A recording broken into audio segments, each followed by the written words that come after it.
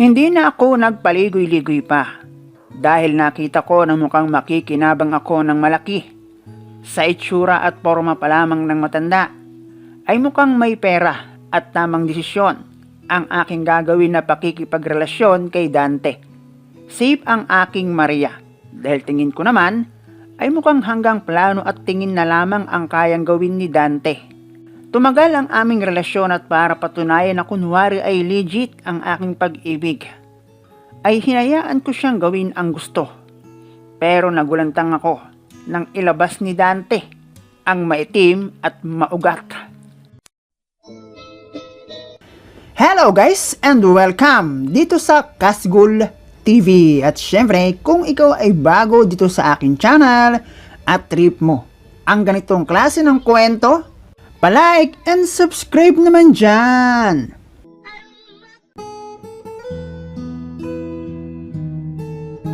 ...2018 ang aking makilala. Ang lalaki na itago na lang natin sa pangalang Dante. At ako naman ay pwede na sa pangalang Layla. Nagtatrabaho ako noon bilang isang tendera ng damitan, isang lugar na nasasakop ng Kamaynilaan. Dahil tulad ng iba, matapos ko ang makagraduate ng high school, ay mas pinili na ang magtrabaho para mabili ang ilan sa aking pangangailangan at makatulong na rin sa aking magulang. At dahil wala pa ako sa tamang edad para mag-apply sa mga kumpanya na pupwede ang high school graduate, ay nagtiyaga muna ako sa mga pwedeng pagkakitaan na tanging barangay clearance lamang ay pwede na. Marami akong pinag-applyan pero doon ko lang nalaman kung gaano kasarap sa pakiramdam ang mayroong hawak na pera, ay siya namang napakahirap pala kung papaano iyon kitain. Dito ko na naisip na kaya pala ganoon na lang kung magmutarga ang aking magulang tungkol sa pera na aming ginagasta sa pag-aaral na di umano ay hindi nila pinupulot ang pera. Halos naikot ko na ang mga establishmento sa lugar namin. Palengke at magbakasakali sa mga grocery store ay naging maalat para sa akin. Bukod sa pangtamang galawan lamang ang kita, ay hindi lang naman ako ang naghahanap ng trabaho. Bukod doon, tingin ko ay meron silang pinipili. At iyon ay ang itsura, na medyo inilayo sa akin maliban sa pagiging maputi ko at sexy din naman. Hindi ako nagpatalo at inisip ko ang pakiramdam ng merong hawak na pera. Hanggang sa naging tendera ako sa damitan, isang sakay mula sa amin, at kung sinisipag ka naman maglakad ay yakang-yaka naman. Naging masaya ako sa aking unang naging trabaho. Bukod sa mabait ang aking naging amo, ay wala akong ginagastos sa pagkain dahil sagot nila, kasama na ang aking snack. Maliban syempre sa aking pamasahe. Maliban sa aking mga dating kakilala, na nakita ako sa aking pinapasukan na dagdagan din ang aking kakilala dahil sa mga naging customer ko sa damitan, na mukhang ang karamihan paglalaki ay makipagkilala lang naman talaga ang gusto at hindi ang pagbili. At isa na nga sa kanila si Dante, na pinakitaan kagad ako ng kanyang pagiging galante. Simula nang maging customer ko siya sa damitan at payagan ko siyang kami ay maging magkaibigan, sa isip ko ay wala namang masama doon. Yun nga lang kung minsan o madalas pala ay pinagtitinginan kami ng mga taong nakakakita sa amin pag kami ay nakikitang magkasama. Monday kasi ang aking day off, at simula nang maging magkakilala kami ni Dante at sumama ako sa kanya para kumain sa labas, ay naging komportable naman ako sa kanya. Bukod doon, simula nang maging friend kami ni Dante, nakakakain na ako sa mga resto na dati sinasabi ko lang sa aking sarili na pag ako nagkatrabaho at nagkapera, kakain ako dyan. Kaya lang, halos lolo ko na si Dante dahil 70 years old na siya ng aking makilala. The rest okay naman, at maliban sa pagiging galante, halatang may pera, ay maayos siya kung manamit. Yun nga lang, para sa akin kung sa seryosong relasyon ang usapan, ay mukhang negative pagdating kay Dante. Hindi naman sa pagiging mapanghusga dahil nga matanda na siya, ay maaaring sa edad niyang iyon pagdating sa sawsaw suka mahuli ay taya, ay mukhang wala nang ibubuga pa si Dante. At ang alam ko pag ganoon ng katanda ay pasmado na ang inaasahang ugat patungo sa kalangitan. Pero syempre gustong makipagkaibigan ng tao at wala namang masama sa ginagawa namin, respeto sa nakakatanda kumbaga. Kaya lang, may mga pagkakataon talaga na kapag nakukuha mo ng isang bagay ng libre at walang kahirap-hirap, ay mapapa-oo ka na lang kapag ikaw ay niligawan. Sabihin na lang nating napasubo ako na wag naman sana sa pakikipagkaibigan ni Dante at naging practical ako sa buhay. Bukod sa malaki ang naitutulong sa akin ni Dante ay na-overwhelmed ako sa kaya niyang ibigay sa akin. Kaya naman kahit hindi si Dante ang tipo ng boyfriend na I was looking for, lolo pwede pa, ay sinagot ko siya ng kanya akong ligawan. In a condition na kaming dalawa lang ang dapat ay nakakaalam. Nagtagal ang aming relasyon na nalaman na rin ng aking among babae at ng kanyang payo.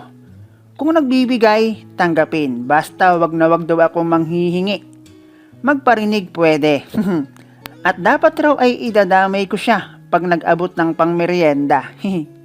At dahil alam na rin naman ng aking madam, sinabi kong hinihingi na ni Dante ang aking permiso na makapag-swimming siya sa aking balon ng buhay. At naitanong ko kay madam kung ang ganoong edad ba ay may posibilidad pa kayang hindi pasmado ang ugat ng buhay. Natawa sa akin si madam at ang kanyang sagot, kung ang sermo nga na di hamak na mas bata kaysa kay Dante ay hirap nang makaisa, tingin mo si Dante pa kaya? At doon ay nalipat sa aking personal na buhay ang usapan nang masabi ni madam na, wag mong sabihin sa akin na sa bata mong iyan, tasbo ka na. Ngumiti na lang ako at sinabi ko kay madam, nasubrahan sa pagmamahal Sabay tawa ko ng malakas. Then dagdag ni madam, sa bagay yan na ang uso ngayon. At tingin ko naman ay hindi ka mapupunlaan ni Dante, sa edad ba naman niyang iyon. At nagkatawanan kami ni madam. At kung may tatanong naman ninyo, kung kailan ako nakatikim ng buhay na embutido, ay noong ako ay high school bago mag 4th year. Sa sobrang gwapo kasi ng aking boyfriend ay hindi ko na napigilan ang aking sarili. Labis akong naniwala na kahit makagraduate kami ng high school at kahit hanggang sa makapagtapos kami ng pag-aaral, ay hindi niya ako ipagpapalit sa iba. Naniwala ako dahil bukod sa siya ang aking unang boyfriend, na ipakilala rin niya ako sa kanyang magulang at kilala rin siya ng aking magulang. At dahil hindi pa expert ang lola nyo pagdating sa pag-ibig, na ang akala ko dati ay sapat na ang salita at ang aking pagtitiwala ay hindi pala. Nakagraduate pa naman ako ng high school na kami pa, at sa mga araw na kami pa ng aking high school boyfriend, ay may kung ilang ulit din kaming nagtantusan ng walang pag-aalinlangan. Pero after namin makagraduate bakasyon, ay hindi ko na siya nakita.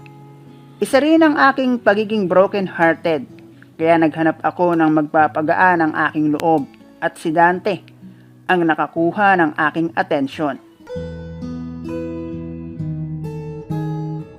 Sumama ako kay Dante para ipakitang seryoso ako sa aming relasyon. Panay na rin kasi ang kanyang pangungonsensya sa akin na ikinahihiya ko raw siya at para aking patunayan ay pumayag akong maglaro kami ng bingo sa letra ng N. Kahit ang totoo, ang nasa isip ko, sa edad niyang iyon ay maaaring hanggang tingin at plano na lamang si Dante. Pero hindi ko alam kung anong klaseng magic ang kanyang ginawa. Bagamat aking ikinagulantang na akin din namang ikinamangha. Dahil sa animoy kabuting maugat ang lumabas mula sa lupa. Ang aking inasahang walang laban ay tila nakainom ng magic beans na bigay ng kanyang kamag-anak na si Piccolo mula sa planet Namek, na long-lasting ang kayang itagal sa bakbakan. Medyo napahiya ako ng konti at kahit napakiramdam ko ay nasa malubak akong daanan dahil sa kamiham wave ni Dante, ay nasabi ko pa ring ingat, baka ako ay kanyang mapuruhan. Noon ding araw na iyon, pakiramdam ko ay kinuha na ni Dante ang lahat ng kanyang patubo at mukhang napaghandaan talaga niya. Bagay na hindi pa naman ako nakahanda dahil hindi ko naman inakala na pag ang isang lolo pala ang nag-aya ay hindi isang joke. At mali ako sa aking akala na hanggang plano lamang si Dante. Nakalimutan ko ang isang bagay na 100% mas siguradong may kalalabasan kapag pinagplanuhan. Parang gusto kong sisihin si Madam dahil siya ang nagbigay sa akin ng isang halimbawa sa pagitan ng kanyang asawa at kay Dante. Hindi ko rin naisip na may mga taong nagiging masigla o excited kapag bago sa kanila ang isang putahe. Nasabi ko ang bagay na iyan dahil noong mga sumunod na paglabas namin ni Dante ay hindi na siya tulad noong dati. Dahan-dahan na ring nawala ang kanyang pagiging galante hanggang sa mismong siya ay hindi na nagpakita sa tindahan. At ang lahat ay akin ding naikwento kay Madam.